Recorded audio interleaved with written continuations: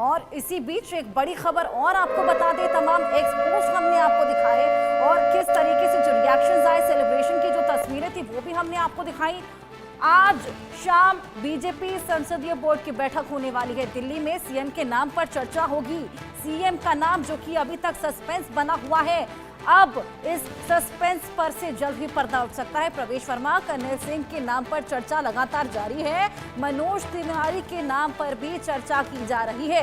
तमाम बड़े दिग्गज हैं जिनके नाम पर यह चर्चा लगातार जारी है।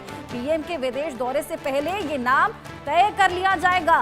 दिल्ली में सरकार के गठन पर लगातार चर्चा भी की जा रही है। बहुत बड़ा अपडेट हम आपको दे रहे हैं। शाम को बीजेपी संसदीय बोर्ड की ये बैठक आज शाम को होने वाली है। होता है, इसको इससे नहीं तोड़ना चाहिए किसी से, लेकिन बदलाव के लिए दिल्ली ने वोट किया। आम आदमी पार्टी के बड़े चेहरे जो है वो हार का सामना करना पड़ा। खुद केजरीवाल हार उनका जो झूठ बार बार लगातार झूठ के साथ चल रहे थे, उनके मन की आत्मा कुछ बोल रही थी, लेकिन वो लगातार झूठ बोल के केजरीवाल का साथ देने की कोशिश कर रहे थे। जो उन्होंने दिल्ली वालों के लिए पाप किया उसको भुगतना पड़ रहा है उनको। ठीक।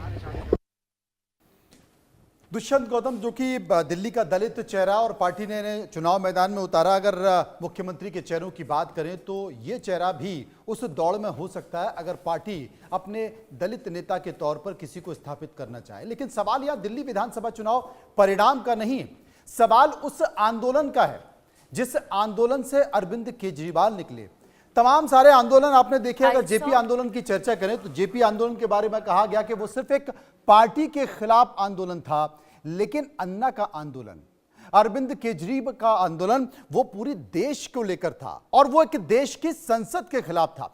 ऐसा आंदोलन जिसकी चर्चा देर रात तक संसद में अगर होती रही तो वो अन्ना और अरविंद केजरीवाल का आंदोलन था। और उस आंदोलन से निकले हुए अन्ना, उस आंदोलन से निकले हुए अरविंद केजरीवाल, और अरविंद केजरीवाल कब आंदोलन से सत्ता में पहुंच गए और कब सत्ता में पहुंचकर वो आप हो गए और कब आपसे आपदा हो गए, किसी को पता ही नहीं चला। एक दशक के बाद अरविंद केजरीवाल जहां से चले थे वहीं पर वापस लौटे, लेकिन फर्क इतना था कि वो चेहरा ईमानदारी का नहीं था। उस चेहरे पर कई सारे भ्रष्टाचार के दाग लगे हुए थे और बड़ी कम संख्या में वो दिल्ली में इस वक्त मौजूद हैं। एक एक करके वो सारे लोग जिन्होंने भ्रष्टाचार के खिलाफ अलग जगाने की कोशिश की वो धराशायी हो गए, या यूं कहे कि औंधे मुंह गिर गए। तमाम सारे चेहरे, तमाम नाम हम चर्चा करेंगे, समझने की कोशिश करेंगे दिल्ली के आंदोलन को, दिल्ली के परिणामों को, और ये जानने की कोशिश करेंगे कि आने वाले समय में दिल्ली का चेहरा कौन हो सकता है। संजय शर्मा, जो कि भारतीय जनता पार्टी पर लगातार नजर बनाए रहते हैं।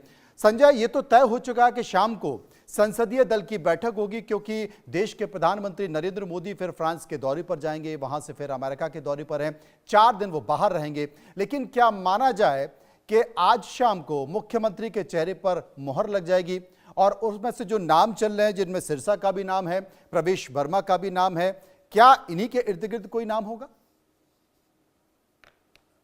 देखिए, दिल्ली के बीजेपी का चेहरा कौन होगा मुख्यमंत्री पद के लिए, तो आज इसके नाम पर एक तरह से औपचारिक चर्चा हो जाएगी।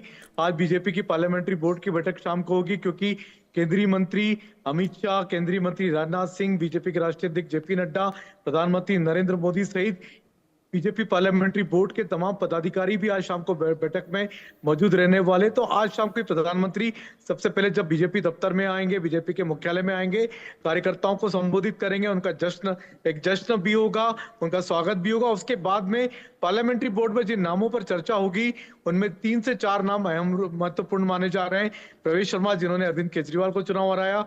इसके अलावा एक बड़ा नाम और है मनजिंदर सिंह सिरसा।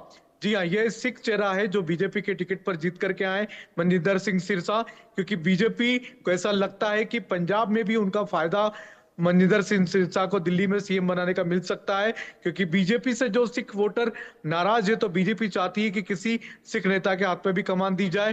तो एक चेहरा वो हो सकते हैं। इसके अलावा मनोज तिवारी लगातार 3 बार